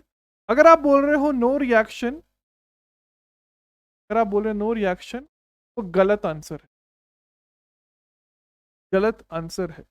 लॉजिकली समझ। फॉर एग्जाम्पल आपके पास 20 रुपए का लेज लेने के पैसे नहीं है, 10 रुपए लेने के लिए तो है ना। अगर आपके पास 15 रुपए हैं फॉर एग्जाम्पल, तो आपके पास 20 रुपए लेने के लिए पैसे नहीं है, आपके पास 15 रुपए हैं, तो आपके पास 10 रुपए यूज हो गए लेस के लिए, 5 बच गए ना, बच गए, 5 बच गए, बच गए।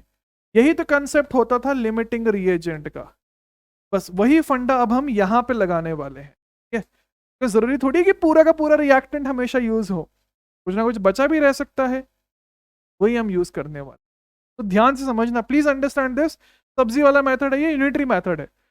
अगर मैं एक प्रॉपर रिएक्शन करवाना चाहता हूं हेलो फॉर्म का, तो 1:3 रेशियो था, तो 3 Br2 के लिए 1 मोल कीटोन चाहिए। का मतलब क्या है कि एक अगर Br2 दिया हो 1 मोल, मेरे भाई हमें 1/3 मोल ऑफ कीटोन चाहिए होगा। इसका मतलब क्या है? इसका मतलब यह कि मैथमेटिकली अगर ये 1 मोल है तो इसका 1/3 मोल रिएक्ट किया होगा। आ रहे समझ? 1/3।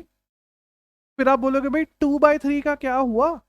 2/3 बच गया, 15 रुपए थे, लेकिन 15 रुपए से आप 20 वाला लेस तो नहीं ले सकते, तो 10 रुपए वाला लिया एंड 5 रुपए वाला बच गया आपकी जेब में। तो यहां पे 5 रुपए वाला मतलब 2/3 मोल बच गया।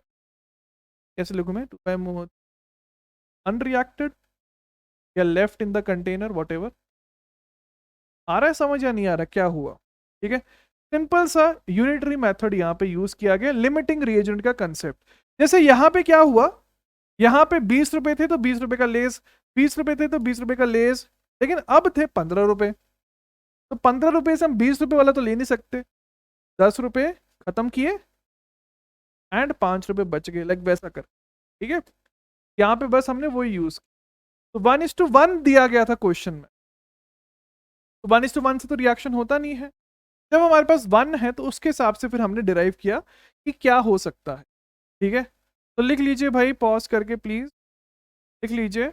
अगर मैं इसका प्रॉपरली आपको बताना चाहूँ कि प्रोडक्ट क्या बन रहे होंगे, तो ऐसे ले सकते हैं 1/3 एसीटोन, तो 1/3 कीटोन दिया होगा, साथ में Br2 जो 1 मोल है NaOH की प्रेजेंस में। ध्यान से देखना प्लीज, हमारे पास 1/3 ने रिएक्ट कर लिया, तो 1/3 ये बन गया सॉल्ट।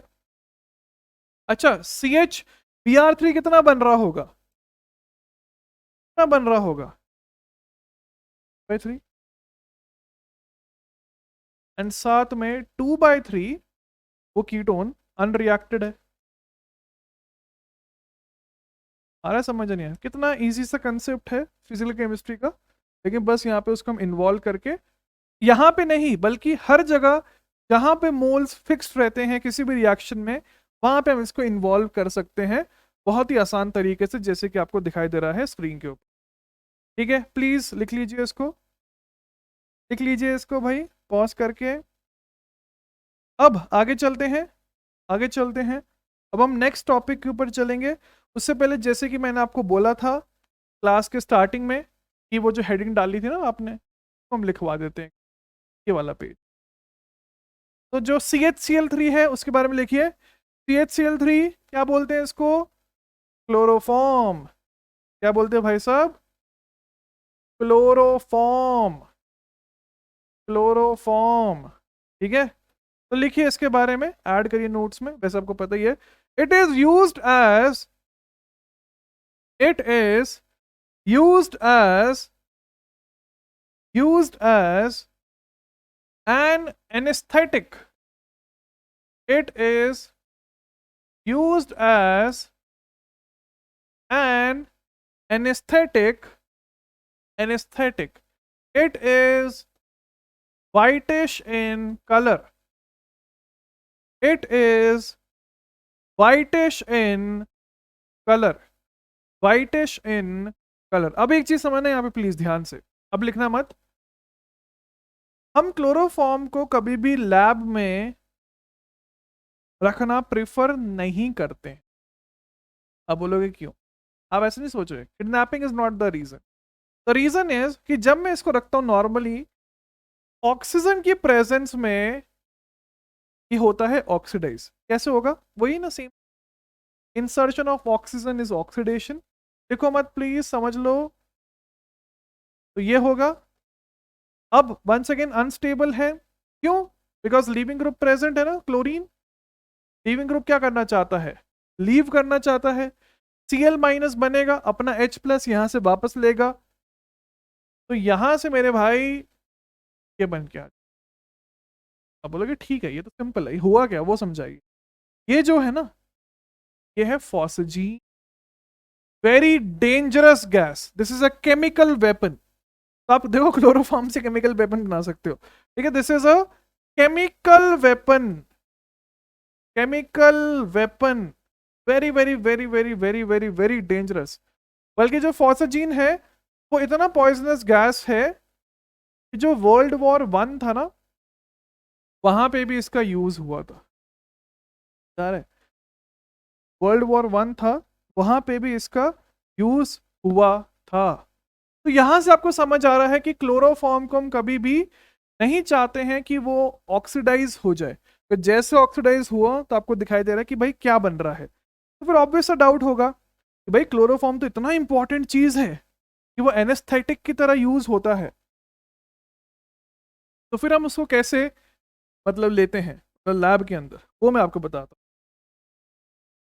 तो क्लोरोफॉर्म की जो स्टोरेज है, पहली बात तो या तो ऑक्सीजन से दूर हो, ठीक है, लेकिन इसी फॉस्जीन को,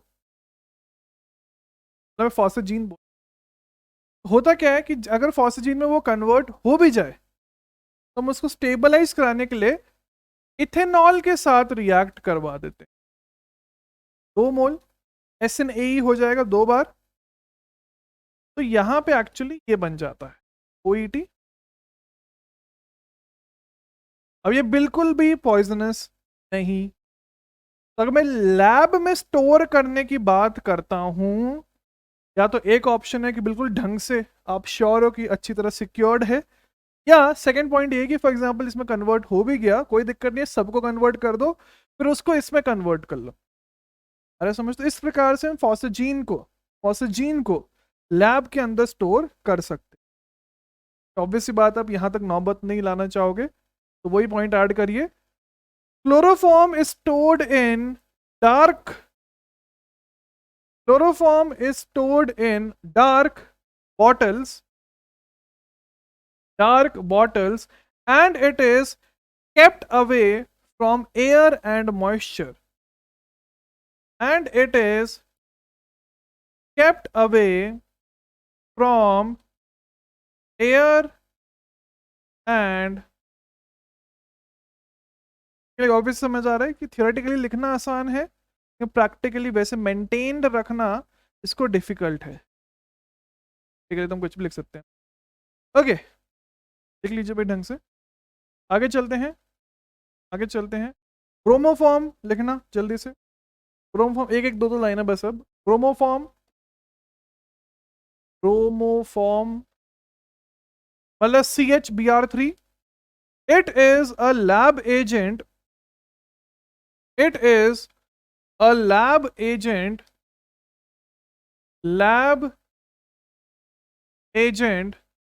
which is mostly used as an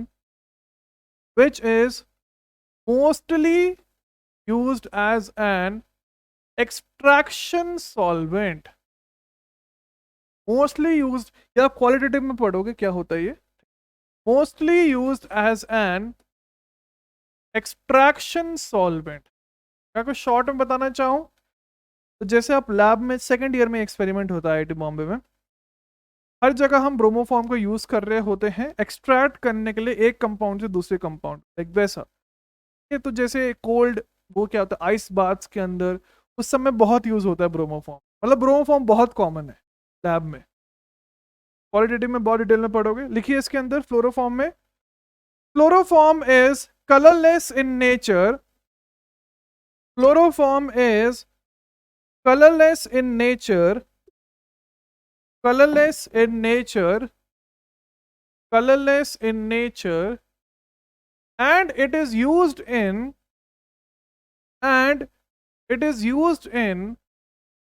the refrigerant liquids, refrigerant liquids, and it is harmful for the ozone layer, and it is harmful for the ozone layer, harmful for the ozone layer, ozone layer। ठीक है, इसी के साथ हमारा haloform reaction हो गया। अब चलते हैं नेक्स्ट जो आज हम पढ़ने वाले हैं, दैट इज कुचेरोव्स रिएक्शन। हेडिंग डाल लीजिए, हेडिंग डाल लीजिए कुचेरोव्स रिएक्शन। नाम सुनकर ही दिल में कुछ कुछ होता है। कुचेरोव्स रिएक्शन, कुचेरोव्स रिएक्शन। भाई रिएक्शन बहुत आसान है, ठीक है, रिएक्शन बहुत आसान है, लेकिन इसका यूज क्या है वो ज्यादा इंपॉर्टेंट है। अब मैं समझाता हूं क्यों इसका यूज इंपॉर्टेंट है और रिएक्शन आसान है। अगर आप याद करोगे एलिफैटिक हाइड्रोकार्बन्स का जो लास्ट लेक्चर था E1 के बाद मैंने लिया था ना, इलेक्ट्रोफिलिक एडिशन, तब हमने एक रिएजेंट देखा था जिसका नाम था डाइल्यूट H2SO4, का नाम था डाइल्यूट H2SO4। अगर मैं कोई भी डबल बॉन्ड लेता हूं तो वहां पे डाइल्यूट H2SO4 आराम से हमला करके, तो फॉर एग्जांपल मैंने ये कंपाउंड लिया, डाइल्यूट H2SO4 लिया, तो ये प्रोडक्ट बन गया। कैसे बना वो सब डिस्कस्ड है पुराने लेक्चर्स में, सिंपल सा कार्बोकेटाइन है फिर पानी हमला, ठीक है, तो ये बन गया। लेकिन हुआ क्या, लेकिन हुआ क्या कि जब साइंटिस्ट ने एक ट्रिपल बॉन्ड लिया, जैसे फॉर एग्जांपल सबसे सिंपलेस्ट मेरे दिमाग में आ रहा है ये, एंड यहां पे किया तो नो रिएक्शन। बल्कि आप एक्सपेक्ट कर रहे हो कि रिएक्शन तो होना चाहिए था, लेकिन फिर भी नो रिएक्शन कैसे हो रहा है, इसका मतलब कुछ ना कुछ गड़बड़ हो रही है। बस इसी फ्लॉ को रिमूव करने के लिए हम लोग को कुचेरोव रिएक्शन बनाना पड़ा, ताकि मैं ट्रिपल बॉन्ड्स का भी हाइड्रेशन कर सकूं। जैसे डबल बॉन्ड्स का तो हम कर ले रहे थे, लेकिन ट्रिपल बॉन्ड से करवाने के लिए एक न्यू नेम्ड रिएक्शन बनता है जो है कुचेरोव्स। अब ऐसा क्यों होता है वो समझते हैं, ठीक है, इसको समझना ध्यान से। नंबर 1 लॉजिक, इलेक्ट्रोफिलिक एडिशन के टाइम पे लॉजिक याद करिए क्या होता था, stability of carbocation, RDS, stability of carbocation. मेरे भाई जब यहां पे कार्बोकेटाइन बनेगा वो sp2 बनेगा। जब यहां पे अगर आप बनाने का सोचते हो, जो बनेगा नहीं लेकिन सोचते हो, तो sp बनेगा। क्या बनेगा? sp। लॉजिकली कौन सा ज्यादा स्टेबल है वो आप समझ गए, ऊपर वाला नीचे से ज्यादा स्टेबल है। लेकिन ये रीजन नहीं है, ऐसा समझाया जरूर जा सकता है आपको, लेकिन ये गलत रीजन है। रीजन क्या है वो समझना, प्लीज अंडरस्टैंड। इसके पास ज्यादा इलेक्ट्रॉन्स हैं इससे, ये तो सभी को समझ आ रहा है ना। अगर इसके पास ज्यादा इलेक्ट्रॉन है तो फिर इसको तो जल्दी देना चाहिए था H+ को। ये डाउट आया था मेरे पास, बैचेस में पढ़ाता था। आ रहा समझ? प्लीज अंडरस्टैंड, बहुत अच्छा डाउट है ये। डाउट ये था कि ज्यादा इलेक्ट्रॉन्स हैं तो ज्यादा अच्छे तरीके से देना चाहिए ना, इन कंपैरिजन टू जहां पे कम इलेक्ट्रॉन्स है। फिर मैंने उसको ये एग्जांपल दिया। फॉर एग्जांपल लेट मी से, आपके पास एक पर्सन है, के पास 100 रुपए हैं, एक के पास 1000 रुपए हैं। तो गरीब को कौन ज्यादा दे सकता है? लॉजिकली इस सिचुएशन में ये दे सकता है। ये टेंडेंसी टू गिव है, समझ आ रहा है? Please understand, more electron rich does not mean it will donate more easily. हो सकता है ये 1000 रुपए अगर एक चोर चोरी करने आए, ये शायद तिजोरी में रखे हो और ये शायद बाहर पड़े हो, मतलब घर में ऐसे पड़े हो। आ रहा है आपको? फीलिंग आ रही है मैं क्या बोलना चाह रहा हूं? ऑल्दो ये ज्यादा इलेक्ट्रॉन रिच है, लेकिन ये सब के सब ऐसे बैठे हुए हैं, ऐसे बिल्कुल ऐसे करके। और मेरे भाई जब ये सब के सब ऐसे बैठे हुए हैं तो क्या होगा? तो वो जल्दी दे नहीं पाएगा ना, वो तिजोरी में पैक्ड है पैसा, पैक्ड है वो, पैक्ड। ऑल्दो इसके पास पैसा ज्यादा है लेकिन तिजोरी में पैक्ड है, तो चोर चोरी नहीं कर पाएगा। लेकिन यहाँ पे तिजोरी में पैक्ड नहीं है, ऑल्दो कम पैसा है लेकिन आना आसान है। आ रहा है फील या नहीं आ रहा है? तो यही रीजन है, यही रीजन है। इसलिए जो ट्रिपल बॉन्ड है, ऑल्दो वो ज्यादा इलेक्ट्रॉन रिच है, लेकिन वो जल्दी से इलेक्ट्रॉन नहीं देता है, बिकॉज वो अच्छी तरह पैक्ड है।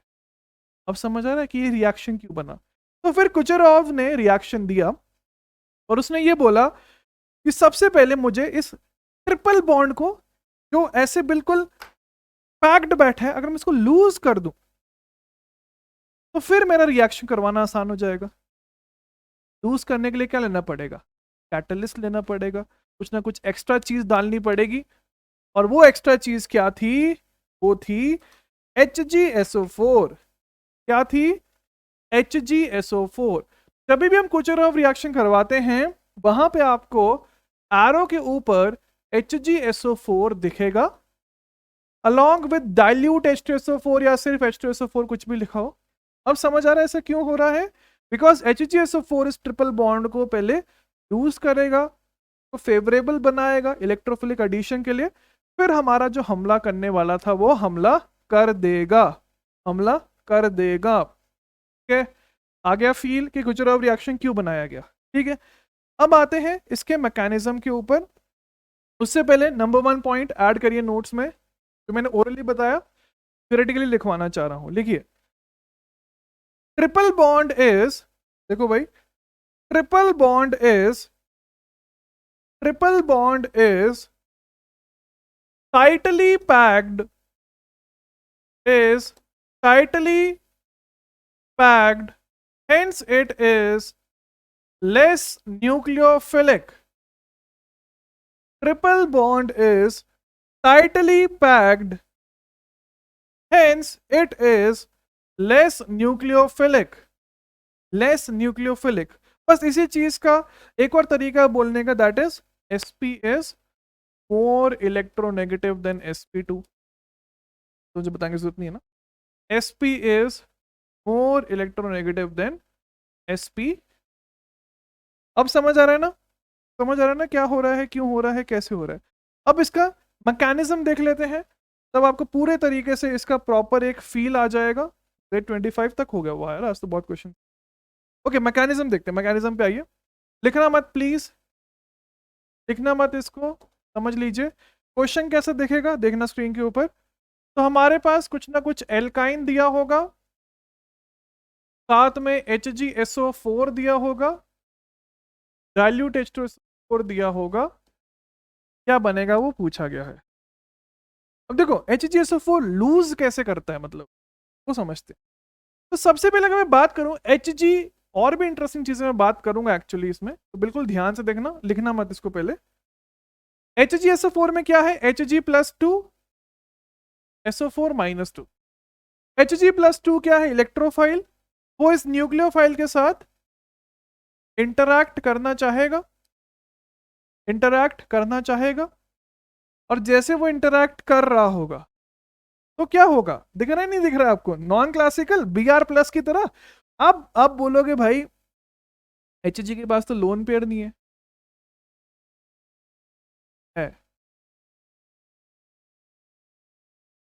Hg के पास लोन पेयर है, बस दिखती नहीं है। तो यहां पे हमारे पास हो जाएगा CH double bond CH Hg। आ रहा है समझ? तो हमारे पास एक नॉन क्लासिकल कार्बोकटायन बन के आ जाएगा। क्या बनेगा, नॉन क्लासिकल कार्बोकटायन बन के आ जाएगा। प्लीज लेट मी नो, अब समझ आ रहा है आपको हो क्या रहा है, ऐसा क्यों हो रहा है? ठीक है, अब ये लूज हो गया, अब वो डबल बॉन्ड टाइप स्ट्रक्चर में आ गया। तो अब हमारे पास डाइल्यूट H2SO4 आराम से आ सकता है हमला करने। तो नॉन क्लासिकल में कौन सा एडिशन होता है, एंटी एडिशन। देख लो भाई एंटी। ओके, तो यहां पे क्या बन जाएगा, CH double bond CH OH2+ Hg+1 H+ जो है वो निकालना पड़ेगा, बिकॉज आपको पता है रीजन, बार बार बताने की जरूरत नहीं होनी चाहिए। वैसे आप ना भी निकालो ना, चलो मैंने इसमें 2 स्टेप एक्स्ट्रा हो जाते हैं, इसलिए मैं अभी दिखा देता हूँ, देखना ध्यान से। Hg+ है ना, रिमूव करना पड़ेगा, बिकॉज उसका काम हुआ, फिर निकालना भी तो पड़ेगा ना मेरे भाई, काम हुआ फिर निकालना पड़ेगा, बिकॉज उसका काम क्या था, इसको लूज करना, लूज कर दिया। अब हमें इसकी जरूरत नहीं है इनऑर्गेनिक मॉलिक्यूल की, तो अब हमने Hg+ को निकाल दिया सिस्टम से। अगर मैं इसको निकालता हूं तो यहां पे माइनस बनेगा, और जैसे यहां पे माइनस बना वो इस प्लस के साथ इंटरैक्ट कर लेगा। बस मैंने इसी स्टेप में कर दिया। यहां पे आपके पास बन जाएगा CH2, चलो मैं नीचे लगा देता हूं, साथ में Hg। आप बोलोगे भाई, आप बोलोगे भाई आप इसको क्यों लिख रहे हो, तो कितना इंटरेस्टिंग पॉइंट है ये। पहले भी +2 था, पहले भी +2 था, फाइनली भी +2 ही है, चेंज नहीं हुआ है। ठीक है, इतनी बारीक सी चीज बताई है मैंने आपको, जैसे OMDM में चेंज यहाँ पे नहीं हो रहा है, आपको दिख भी रहा है। अच्छा, इसने टॉटोमराइज किया तो क्या बन जाएगा, टॉटोमराइजेशन बहुत आसान है मेरे भाई।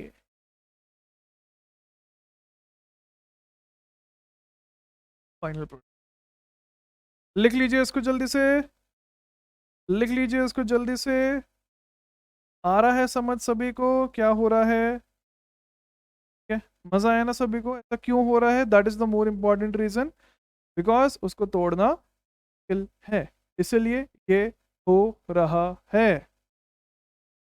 ठीक है, तो लिख लीजिए नोट्स के अंदर, इस पॉइंट को ऐड करिए। It is an anti addition, it is an anti addition. Second point, 2 point already लिखवाए थे, आगे 2 point. Second point, Hg+2, Hg+2, Hg+2 is needed to loosen, needed to loosen the electron packing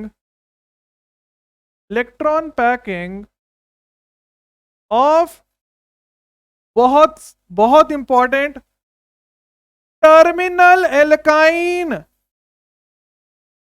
आप बोलेंगे non terminal क्यों नहीं, समझना, terminal का मतलब पता है सभी को, टर्मिनल मतलब एंड पे, एक एंड पे टर्मिनल। अब जैसे फॉर एग्जांपल मैं नॉन टर्मिनल का एग्जांपल लेता हूं, ठीक है, जैसे ये वाला एल्काइन है, ये ये नॉन टर्मिनल है, तो अगर मैं यहां पे कैटलिस्ट लूं या ना लूं कोई फर्क नहीं पड़ेगा, दोनों से सेम आंसर आएगा। टर्मिनल में हमें, टर्मिनल है ना एक एंड पे है, तो यहां पे हमें एल्काइन चाहिए, यहां पे हमें सॉरी ये कैटलिस्ट चाहिए लूजन करने के लिए। आप बोलोगे क्यों, उसके पीछे का रीजन मैं समझाता हूं, देखो ध्यान से। अगर मैं टर्मिनल लेता हूं, तो अगर मैं टर्मिनल तो ले लिया हमने, नॉन टर्मिनल लेता हूं, तो मेरे भाई यहां पे ये दोनों इसको प्लस आई दे रहे हैं ना, तो पर ऑलरेडी प्रेशर लग रहा है कि भाई तू बाहर दे, समझ आ रहा है, प्रेशर लगा क्लस्टर के ऊपर, भाई दे बाहर दे बाहर दे बाहर, ऐसे आवाज वाली साइड से दे दे दे, इसलिए ये बाहर दे सकता है जल्दी से, इसलिए हमें यहाँ पे लूजन करने के लिए कैटलिस्ट नहीं चाहिए। बहुत ही माइन्यूट सी चीज है ये, तो अगर दिया हो या ना दिया हो कोई फर्क नहीं है। तो नॉन टर्मिनल के लिए जरूरी नहीं कि चाहिए, लेकिन टर्मिनल वालों के लिए हमेशा चाहिए। अच्छा, अब हमारे अल्फाबेट्स भी खत्म हो गए, ए से जेड, फिर जेड से कितने हो गए, 26 इंटू 2 50 प्लस 2 52 हो गए, है ना। अब चलते हैं हिंदी के ऊपर, तो ओ ओके, सबसे पहले Z26 को डिस्कस कर लेते हैं। तो मेरे भाई क्या होगा यहाँ पे, ये होगा, देखो eight the end of the day ये आपके पास रिवीजन है। आप बोलोगे कैसे और किसका, एनसीसी का रिवीजन है ना। फिर वाटर आएगा, किस पे हमला होगा, इस पे हमला होगा, आ रहा है ना क्यों समझ, बिकॉज बताया ना एनसीसी में जहां पे कार्बोकेटाइन की डेंसिटी ज्यादा होगी वहां पे जल्दी हमला होगा। तो यहाँ पे आपके पास ऐसा क्यों होता है वो भी बता के रखा है सब, जो मैंने एलिफेटिक हाइड्रोकार्बन्स पढ़ाया है। ये बना, ये निकला, H प्लस ऊपर नीचे हुआ, यहां से बन गया ये, फिर टॉटोमराइज कर गया, फाइनल प्रोडक्ट एसीटोन बन गया, एसीटोन बन गया। अच्छा आगे चलते हैं नंबर क्वेश्चन के ऊपर। दिया हो ना दिया हो दोनों से कोई फर्क नहीं पड़ता है, कोई फर्क पड़ता है। अच्छा प्रोडक्ट क्या बनेगा, क्या मैं डायरेक्टली बना दूं, ये बन जाएगा राइट हैंड साइड वाले पे ज्यादा स्टेबल कार्बोनाइल बने, कार्बोकेटाइन बनेगा, तो ज्यादा प्लस आई कम प्लस आई, तो वो जीत जाएगा उस केस। सही है, आगे चले फिर, पॉज करके लिख लेना। नंबर क्वेश्चन बनेगा ये, ओके। यहाँ पे क्या होगा, लेफ्ट या राइट, कहाँ कार्बोकेटाइन स्टेबल होगा, लेफ्ट में स्टेबल होगा, बिकॉज वहां पे रेजोनेंस मिल रहा है उसको। तो मेरे भाई फाइनल प्रोडक्ट आपके पास सही है ना। कोई डाउट हो तो कमेंट सेक्शन में पूछ लेना, ठीक, सिंपल है। एनसीसी, एनसीसी का रिवीजन ई पे आइए।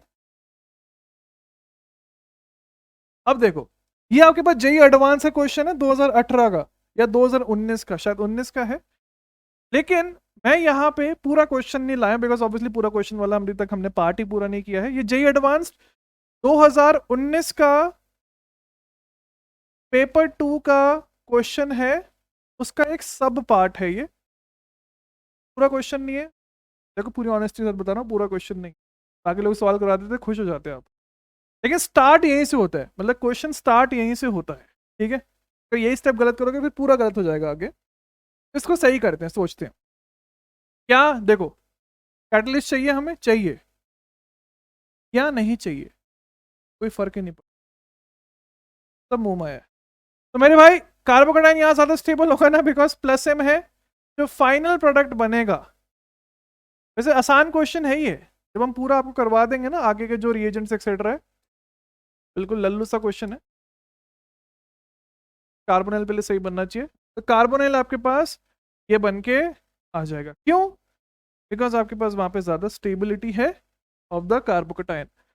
ई पे आइए, इस प्रकार क्वेश्चन जेई मेन में आ चुका है, ट्राई करिए। कौन सी साइड ज्यादा स्टेबिलिटी होगी, left hand side, because minus M minus I plus M minus I, तो फाइनल प्रोडक्ट बनना चाहिए